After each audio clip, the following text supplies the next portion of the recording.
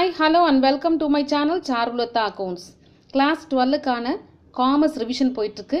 இன்னைக்கு இந்த வீடியோவில் Chapter 7க்கான 2 marks, 3 marks and 5 marksக்கு reduced syllabus பிரகாரம் revision பண்ண போகிறோம். ஸோ இதில் 2 marks பார்த்தீங்கன்னா first question, write short notes on right to be informed. அதாவது consumers have every right to be informed of what he is buying. Okay? Consumers should be given all the relevant facts about the product so that they can take the intelligent decisions on purchasing the product.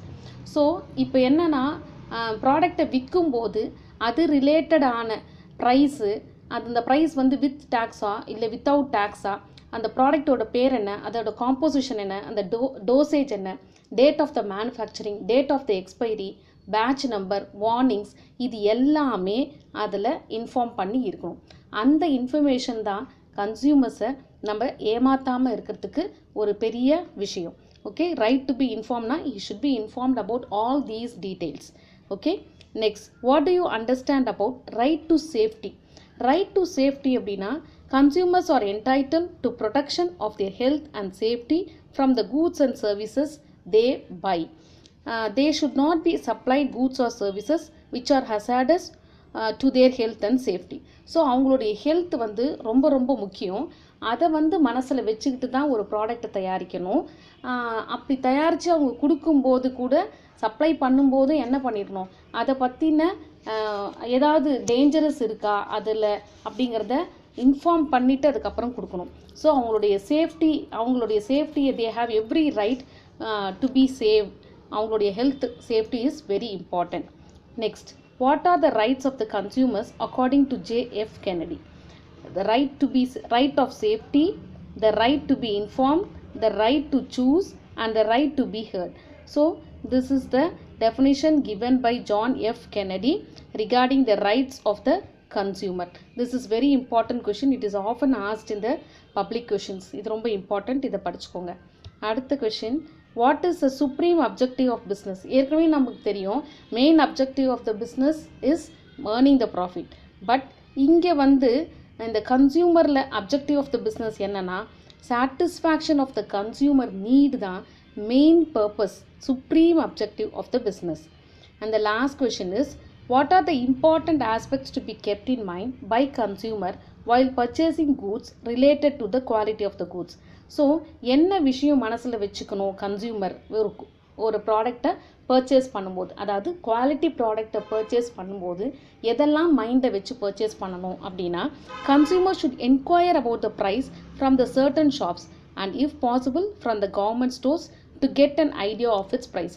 So consumer என்ன பண்ணணும், அந்த அவர் வாங்குகிற கூட்ஸுக்கான ப்ரைஸை 4 இடத்துல விசாரிக்கணும். தெரிஞ்சவங்க கிட்ட, அவங்க ஃப்ரெண்ட்ஸ் கிட்ட, அப்படி இல்லைன்னா கவர்மெண்ட் ஷாப்ஸில் விசாரிக்கணும். நம்ம கொடுக்குற விலை நியாயமான விலை தானா, இல்லை வி ஹவ் பீன் அதாவது அன்ஃபேர் ட்ரேட் ப்ராக்டிசஸ் நடக்குதா அப்படிங்கிறத தெரிஞ்சுக்கணும். ஸோ ஒரு ப்ராடக்டை வாங்கும்போது கன்சியூமரும் என்னவாக இருக்கணும், அவேராக இருக்கணும் அந்த ப்ரைஸை பற்றி, குவாலிட்டி பற்றி. ஓகே, நெக்ஸ்ட் கொஷின் வந்து ஷார்ட் ஆன்சர்ஸ். 3 marks கொஷின்ஸ் வந்து 2 இருக்குது நமக்கு. What do you understand by right to redressal? Redressal அப்படிங்கிறது என்னென்னா, அவங்க வந்து they can what is it, அவங்களுடைய கம்ப்ளைண்ட்ஸை கேட்குறது மட்டும் போராது, அந்த கம்ப்ளைண்ட்ஸ் அவங்க வந்து என்ன பண்ணணும், காம்பன்சேட் பண்ணியிருக்கணும் within the reasonable time. That is said to be right to redressal. The complaints and protects are not just to be heard. வெறும் கன்சியூமர் ஏதோ வந்து நான் கேட்ட கலர் வரல, இல்லை நான் கேட்ட குவாலிட்டி இல்லை அப்படின்னு அவர் வந்து சொல்லிட்டு போகிறாருன்னா அதோடு நிறுந்துடக்கூடாது. அந்த கன்சியூமர் என்ன பண்ணணும், இமீடியட்டாக they have to seek the redressal for that. அந்த அவருக்கு வந்து என்ன ரீசனபிளான காம்பன்சேஷன் என்னவோ வித்தின் த ரீசனபிள் டைமில் அவருக்கு கொடுத்தாகணும். There should be fair settlement of deserving claims in a definite time frame. So அதை காம்பன்சேட் பண்ணுறது ரொம்ப டைம் எடுத்துக்காமல் வித்தின் த ரீசனபிள் டைம் ஃப்ரேம்குள்ளார அவங்களுடைய குறைகளை நிவர்த்தி செய்ய வேண்டியது பிஸ்னஸுடைய பொறுப்பு. Okay, next, what do you understand about right to protection of health and safety? ஏற்கனவே நமக்கு தெரியும் கன்சியூமரோட health and safety should be protected, அவங்களுக்கு அந்த ரைட்ஸ் இருக்குது அப்படிங்கிறது. இதில் இன்னும் கொஞ்சம் ஃபர்தராக என்ன கேட்குறாங்கன்னா, what do you understand protection of health and safety அப்படின்றார். There may be few products that are more likely to cause physical dangers for consumers health, lifes and property. இப்போது அந்த கன்சியூமர்ஸ்க்கு என்ன பண்ணணும்? The consumers are entitled to protection of their health and safety from the goods and services they buy. So இது இந்த டோசேஜில் இப்படி தான் கொடுக்கணும், இது தண்ணியில் தான் மிக்ஸ் பண்ணி கொடுக்கணும், வெறும்னா எடுக்கக்கூடாது, ஒரு ஆசிட் வாங்குறாங்கன்னா அது கையில் தொடக்கூடாது, அப்படிங்கிற எல்லா விஷயங்களையும் அவங்களுடைய ஹெல்த்தை மனசில் வச்சுக்கிட்டு பிஸ்னஸ் என்ன பண்ணணும்? They have to be consumers health has to be protected. அடுத்தது லாங் ஆன்சரில் நமக்கு 3 இருக்குது. Rights of the consumer, duties of the consumers and responsibilities of the consumers. So கன்சியூமருடைய ரைட் என்ன அப்படின்னு பார்த்தா, right to protection of health and safety, right to be informed, right to redressal, and then right to consumer education, right to basic needs. So இது 5 point நீங்கள் explain பண்ணணும். So production of health and safety நான் ஏற்கனவே சொல்லியிருக்கேன். So ஒரு சில products ஒரு physical danger to the கன்சியூமரோட லைஃபோ ப்ராப்பர்ட்டிக்கு இருக்கும், ஹார்ம்ஃபுல் சப்ஸ்டன்சஸ் இருக்கும் which may be dangerous. So இது எக்ஸாம்பிள் பார்த்தீங்கன்னா இந்த ஃபுட் அடிக்டிவ்ஸ், கலர்ஸ் எல்லாம், ப்ரிசர்வேட்டிவ்ஸ்லாம் போடுறாங்க. ஸோ இதெல்லாம் என்ன பண்ணணும்? Should be eradicated or reduced together. And then so one thing that is encouraging today is the recent legislation have shifted the responsibility of the production of such unsafe items onto the shoulders of the sellers rather than buyers. So இதை பாதுகாக்கிறது யார் அப்படின்னா seller தான். Okay, next right to be இன்ஃபார்ம்டுனா நம்ம அந்த 3 மார்க்ஸில் 2 மார்க்ஸில் படித்ததே இதை எழுதலாம். அண்ட் தென் ரைட் டு ரெட்ரெஸலும் அதையும் அந்த பாயிண்ட்டு 2 மார்க்ஸ் 3 மார்க்ஸில் படித்ததே இதில் எழுதலாம். அண்ட் தென் கன்சியூமர் எஜுகேஷன், இது என்னென்னா the consumer have the right to acquire the knowledge and stay well informed all through his life. So he should be aware அவருடைய rights என்ன, அவர் என்ன மாதிரி கம்ப்ளைண்ட் பண்ணலாம், எப்படி கிளைம் பண்ணலாம் அப்படிங்கிற அந்த எஜுகேஷனும் அவருக்கு இருக்குது. Right to basic needs, every consumer has a right to get basic necessities of life such as food, clothing, water and right to pure and healthy environment. It is the latest addition to Consumer Bill of Rights.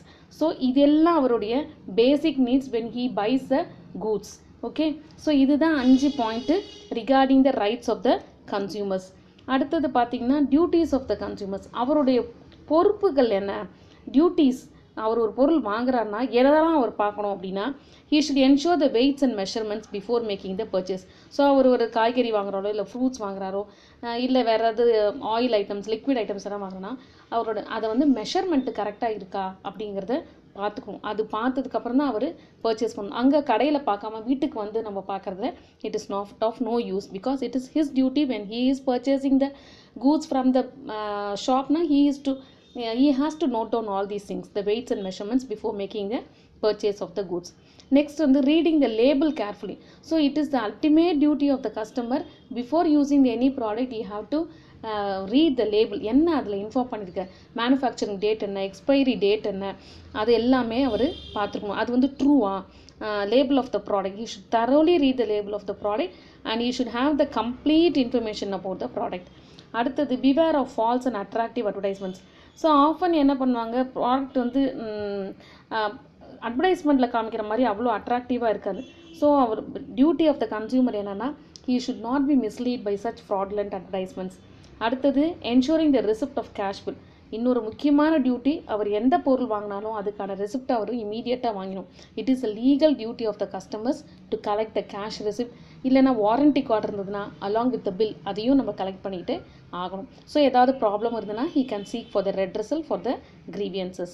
அடுத்தது last duty என்னன்னு பார்த்தீங்கன்னா, buying from the reputed shops.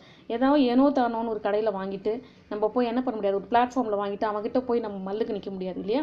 So நம்ம வாங்குறது ஒரு ஒழுங்கான ஒரு reputed ஷாப்பில் நம்ம போய் வாங்கணும் அப்படின்னா he can make any compensation if he doesn't meet our satisfaction.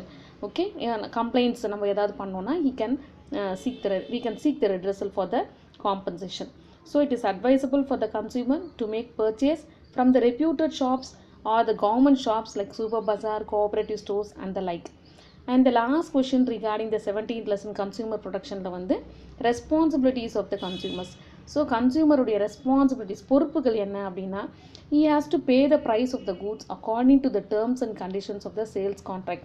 So நான் ஒரு 100 ருபீஸ்க்கு ஒரு கூட்ஸ் வாங்குறேன் அப்படின்னா 80 ருபீஸ் தான் கொடுப்பேன், மீதி நான் அப்புறம் கொடுக்குறேன் அப்படின்லாம் சொல்லக்கூடாது.